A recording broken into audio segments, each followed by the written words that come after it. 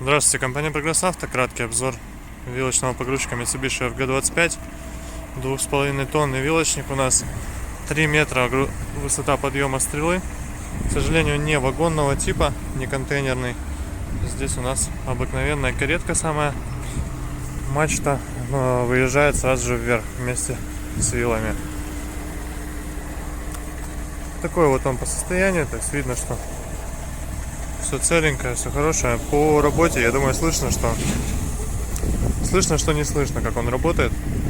Очень тихо, спокойненько и ровно работает мотор, поэтому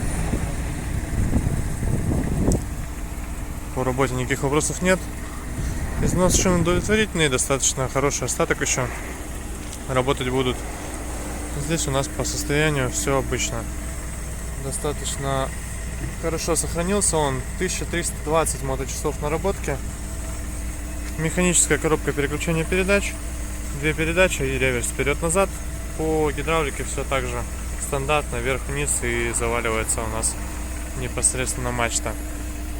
Стоит уже, так как погрузчик достаточно свежий, есть на нем защита именно от движения без водителя, без оператора. Соответственно, ездит он только при условии, что вы сидите на непосредственном месте водителя на сиденье. Датчик внизу стоит как раз по давлению. Еще раз покажу вокруг. Такой вот вилочничек.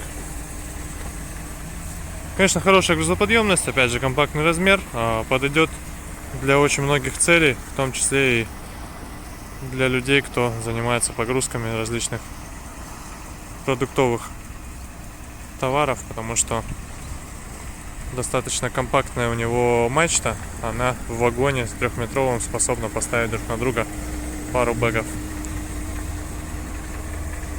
В принципе, все по состоянию, думаю, понятно. Приезжайте, смотрите, пробуйте работать.